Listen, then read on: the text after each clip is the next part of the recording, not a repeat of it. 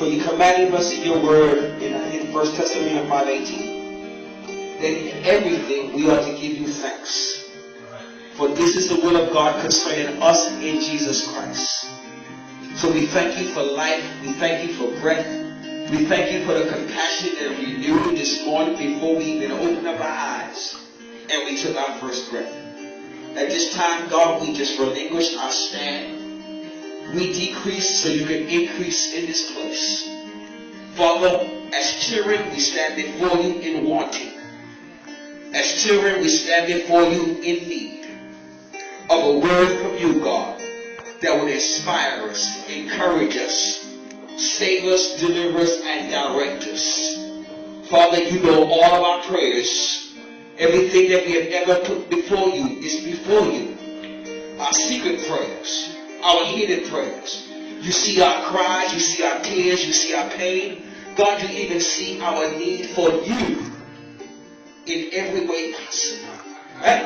And we thank you right now. And we believe you and take you at your word. For you said that without faith it is impossible to please you. And to the Most-High, and they that seek you diligently must believe that you are a rewarder of them. God, we praise you right now for being a rewarder, God. And with faith, God, we stand in agreement. Because you said in your word one more time, if 2 or 3 are gathered together in your name, touching and agreeing on anything, you will grant it unto us. So now, God, we bless you and we claim it by faith that you will give us what we need today. Because you said that we should not live by bread alone, but by every word that proceeds out of your mouth. In Jesus' name, everybody say amen. Come on, put your hands together, give God some praise in this house. Give God praise for us. Praise Him. It is an honor to stand before you once again. And I thought this morning, all during the week, I said, if I get a chance Friday, Lord, I'll come back with part 2 of the re-series. But it's not so this morning. I believe God will give me an opportunity to pick that part 2 up. How many of you was here last week Friday? Last week Friday, who was here last week Friday? Carlos, was you here last week Friday? Thank you. Was it good enough for your soul? Did it touch your soul? God bless you. So we're not going to be before you long, but we definitely have a word from the Lord. So we're just going to hit it right quickly. Out of the book of Deuteronomy, chapter 30, verse 11 through 15. The word of God is like this. For this commandment which I command thee this day, it is not hidden from thee, neither is it far off. It is not in heaven, that thou shouldst say, who shall go up for us to heaven and bring it unto us, that we may hear it and do it. And neither is it beyond the seas, that thou shouldst say, who shall go over the sea for us and bring it unto us, that we may hear it and do it. But the word, everybody say the word. It's nigh, that means it's right close to you. Nigh thee, unto thee. It is in thy mouth and in thy heart, that thou may do it, that thou may do it. It's right in your mouth. The word of victory is in your mouth. All you have to say is, I am victorious. It's right in your mouth. It's about claiming it, saying it and claiming it. The word of God is right there in your mouth. God is a healer. Oh, that's all you have to say. And He is a healer. That song says, I am the great I am. That's who I am, everything that you say I am. I am strength. I am victory. I am the controller. I am the producer. I am the protector. I am He's everything. And it says there, and it's what it is. It's very nigh in thy mouth. And in thy heart that thou mayst do it. You may do it. See, I set before you, this is God speaking to every single one of us. See, I set before thee this day, not tomorrow, not next week, not next year. He said He's doing it today. I set before thee this day life and good, death and evil. Go to the next verse. That's right before you right now. In that I command thee this day to love thy God, to walk in his ways. That's the requirements. And to keep his commandments and his statutes and his judgment. This is what God is saying to you. That thou may live. See, if you do this thing, you will live and multiply. And the Lord thy God shall bless thee in the land whether thou goest to possess it. But if thy heart turn away, God help me, so that thou wilt not hear, but shall be drawn away and worship other gods. Everybody say, don't worship that other God.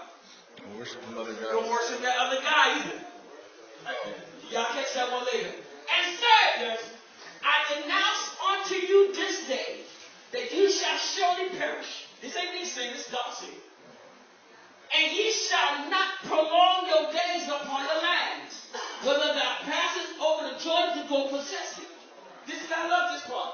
I call heaven and earth to reckon this day, not tomorrow, not next week, not next month, today, against thee this day, that I have set before you life. Everybody say life. Life.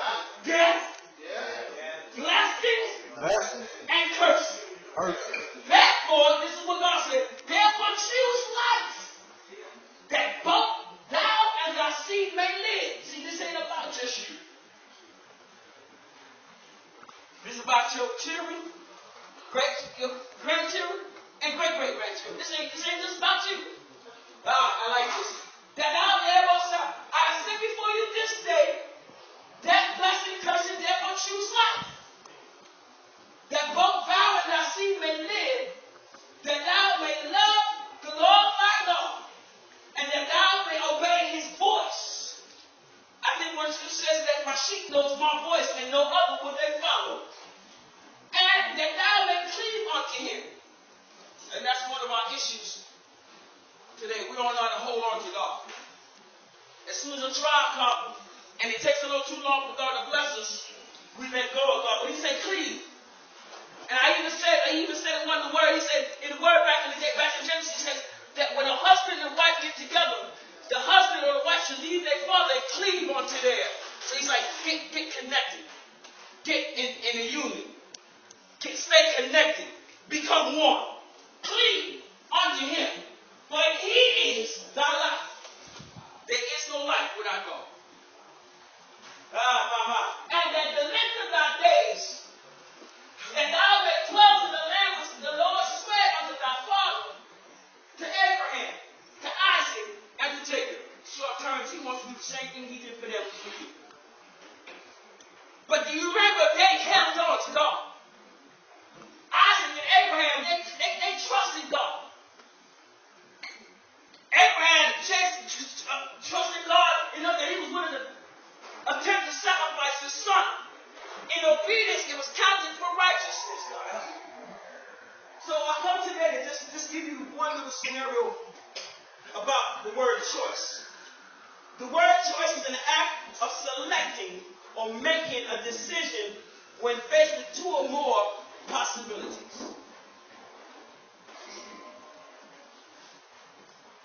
To the next one. No man, Matthew 6:24 says, no man can serve two masters, but either he will hate the one and love the other, or else will hold to one and despite the other. Tell somebody you need to let go of the devil's hands. You just need to let go of his hands. Just let him go. Kick him to the curb. Don't live here no more. Pack your bags, Jack, and hit the road, Jack. It's time for you to go. You ain't been helping me anyway. You've been putting me more in bills and debt than anything. You've been causing me to spend all my money on drugs and everything. I'm gonna keep it real. You got me strung out, got me twisted. I'm almost on sight meds right now because you kick the devil out, come get out. No man can serve two masters, but either he will hate one and love the other, or else he will hold to one and despite the other. You cannot serve two masters. The Bible begins to tell us some interesting things that we need to understand. And even though God was talking to the children of Israel, and you know how the children of Israel was one time with God, and the next time they left God, they murmured and complained in the desert. They did all that. We just like that. We hard-headed, stubborn too. Then you know the Bible picks it up against in the book of Jeremiah and speaking and how he be called and call all kinds of names, and he began to let them know that I'm married to the backside. One day you with me, then tomorrow you with me back. It's all right, come on back, baby. I ain't changed a lot for you yet. And this is what God said, I ain't changed a lot for you. The door is always open. But the thing that messed me up about this is that the things that we have to understand, skip that next one to go to the topic. And they begin to tell me, he says, this is what the people need to hear today. And it goes like this: the power of a choice. Your choice has power. The decision you make has power. There's a consequence to making the wrong choice. And many of us in our lives have made wrong choices. Wrong man, wrong SORs. The SORs, we made wrong choices, people we hung out with. But wrong choices has long-term effects. Wrong choices can make you bitter. Wrong choices can make you sick. Wrong choices can cause heartbroken, heartaches. Wrong choices can leave you devastated. Wrong choices can leave you in shock. And some of us are still in shock over the wrong choices that we made. But I love the reason why I got to bring this because, see, a wrong choice is like a seed. You put it in the ground in your life, and it begins to sprout, and it starts up, and get roots. And this is the thing about the choices that we make. When we plant that seed, can I preach to somebody? That sometimes when you get in a relationship, and I'm going to use some children child's choice, that the man ain't no good, he tell you he love you, and then he leave you with the baby. You got to carry that burden for 18 years. The plant, the choice, do you follow what I'm saying? That seed got to run its full course. You can't abandon the baby. You can't kick the baby to the curb. You don't want to really put him up for abortion, and you can't put him for adoption, so you got to keep the baby, and you got to go through all the situations that man may take you through. You better go through that situation with the baby getting sick all the time. No Pampers, no milk, no Similac. Then you got to go through child support, to the courts. You got to take him to court back and forth. You know what I'm saying? So sometimes the seed that we plant, they take a long time to really get the roots out. You know, you add some root killer to some things, it doesn't kill the root all the time. Y'all catch that one later on. The power of a church. The Bible begins to tell me in the book of Proverbs 14:12. And I just want to bring you that there is a way that seems right unto man, but the end thereof is always death. Always death. Wrong. Cheating caused death to a marriage. Cheating caused death to a relationship.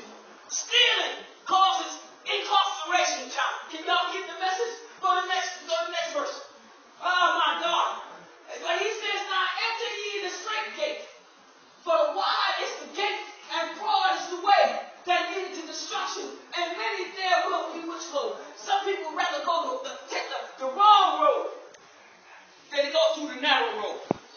See, Jesus is asking us today, would you strip down and get rid of all that extra luggage and walk through the narrow road? And it may not seem right because the world is going to the left, but he wants you to go down the narrow road. Give me the next verse. We're going to finish it up real quick. He said, now therefore fear ye the Lord. And this is Joshua talking to the children of Israel. Now therefore fear the Lord and serve him in sincerity and in truth. And put away the gods which your fathers served on the other side of the flood and in Egypt. And serve ye the Lord, and if it be seem evil unto you to serve the Lord, choose you this day whom you will serve. Whether the gods which your fathers served, and I'm going to keep it real. I had a choice in my life at one time. My mom was an alcoholic. My dad is an alcoholic. I had a choice, and I almost went down that road of becoming an alcoholic. But I had to make a choice to make. And I said, after a period of time, I kind of forgot what kind of life they was living. And I always got caught up in the game. Now, the bad part about it is I didn't want to become an alcoholic, so I become a drug addict. But then I found out that was the wrong word too. So I had to snap out of that situation. And I like this. He said, and whether the gods which your father served on the other side of the flood or the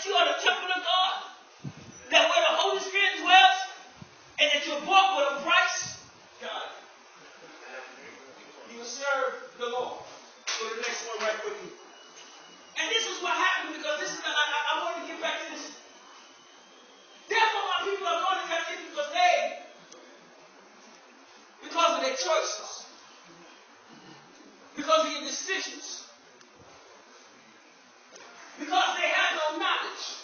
And their honorable men are famished, and their multitudes dry up with thirst. But this one, therefore hell has enlarged herself and opened her mouth without measure. A lot of folks are going that way because they don't want to choose the Lord. They don't want to serve the Lord. They don't want to walk with the Lord. They don't want to obey the Lord. They don't want to surrender to the Lord. The choices you make, the choices you make predicts your destination.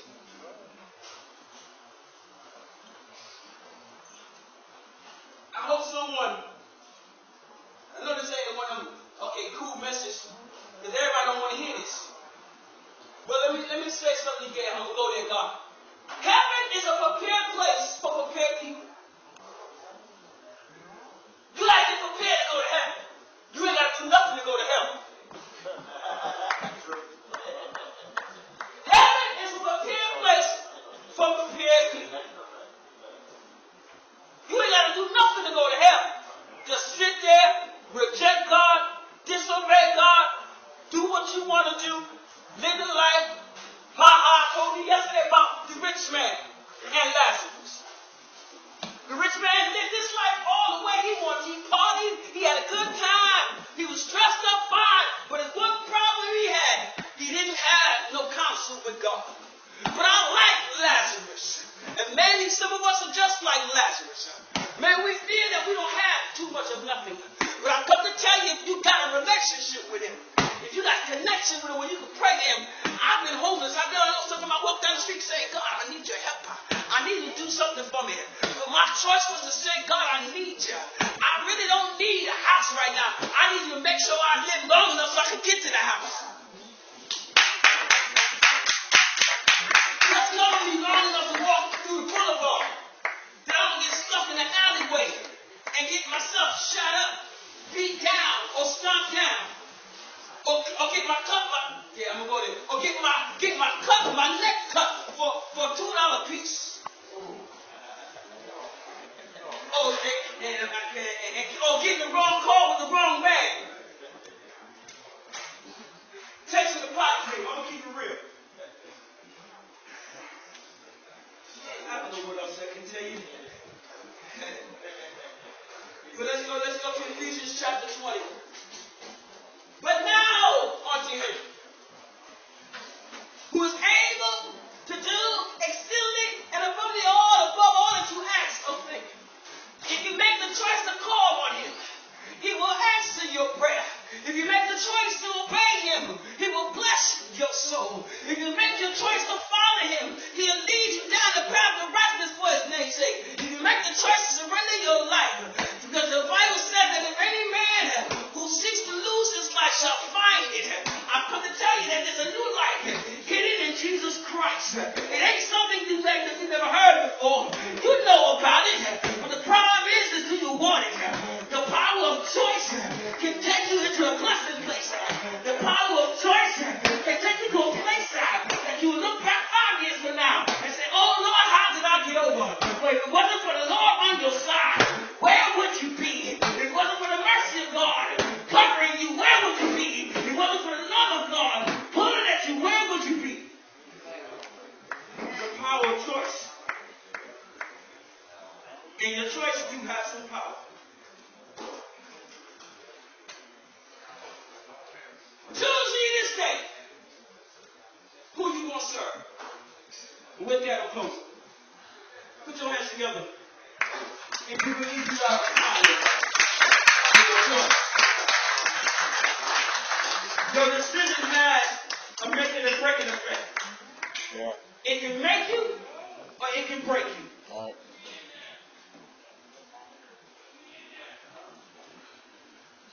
But with all of that, God can still put you back together if you make a mistake. It ain't over yet. But no matter how many mistakes we made, God still got our backs. Amen. We are all a work in progress. And none of us going to be perfect and make it perfect until we get over the side of the glory.